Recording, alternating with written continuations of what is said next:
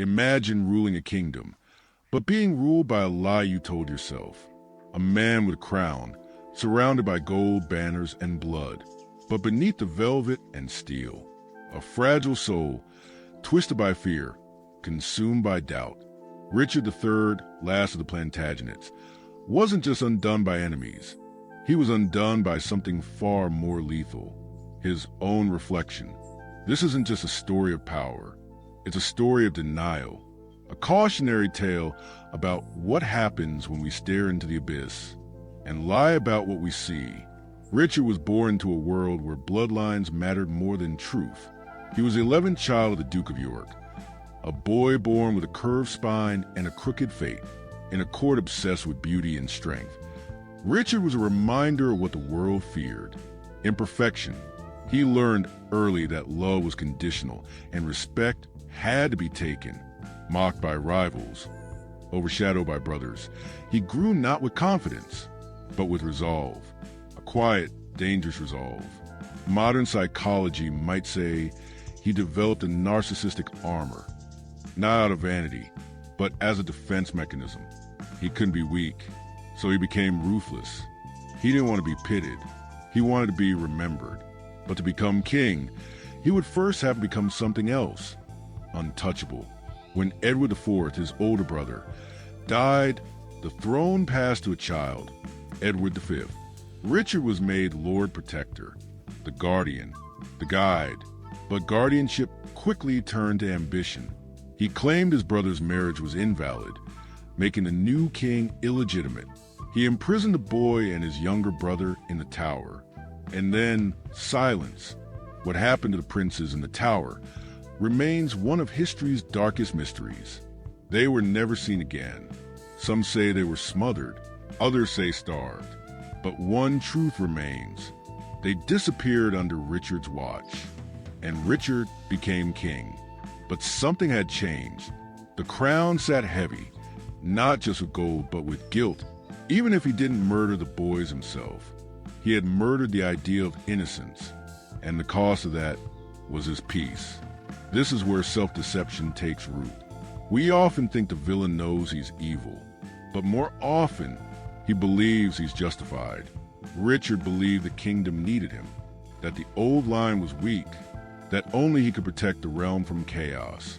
This is what psychologists call rationalization, twisting logic to defend the indefensible.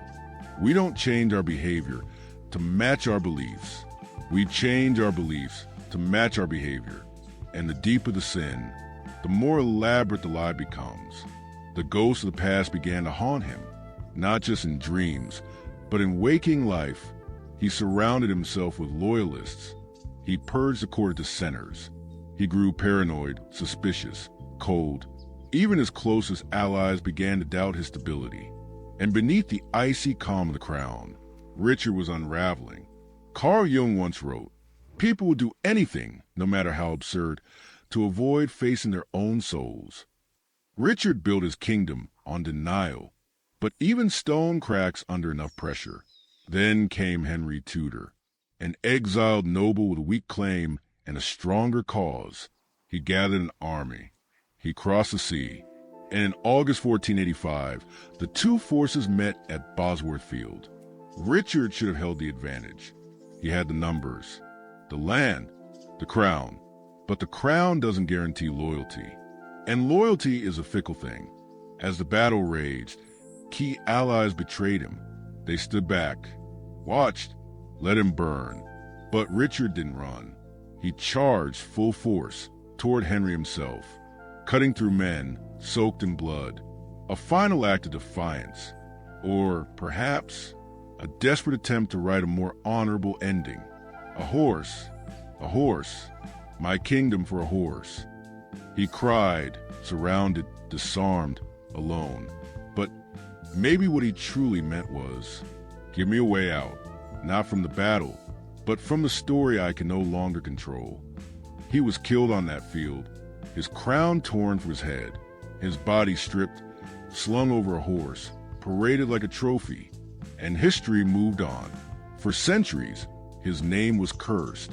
Shakespeare painted him as a deformed devil, a villain without soul. But perhaps the real tragedy is that Richard wasn't a monster. He was a man who believed his own lies until they consumed him. This is the danger of unchecked ego, of avoiding our inner shadows, of feeding the image and starving the truth. The modern world may not have castles or crowns, but we still deceive ourselves. We say we're in control when really we're afraid. We say we're doing the right thing when we're just protecting our pride. We ignore the damage we cause because admitting it would shatter the identity we built. But what Richard shows us is that truth doesn't go away just because you ignore it. It waits, it festers, and one day it charges. So what can we learn from this fallen king? That self-deception is not strength. That denial is not protection. That the mind is capable of twisting even the darkest deeds into something noble, until the moment the illusion breaks. And when it breaks, it does not whisper, it screams. Richard III's greatest tragedy wasn't his death. It was that he never truly knew himself. He fought enemies, he fought rumors, but never once did he turn and face the one thing he feared most, his own reflection. If this story left you shaken, subscribe. Because history isn't just about the past. It's about the hidden battles we all fight. And sometimes the most terrifying battlefield is the one inside the mind.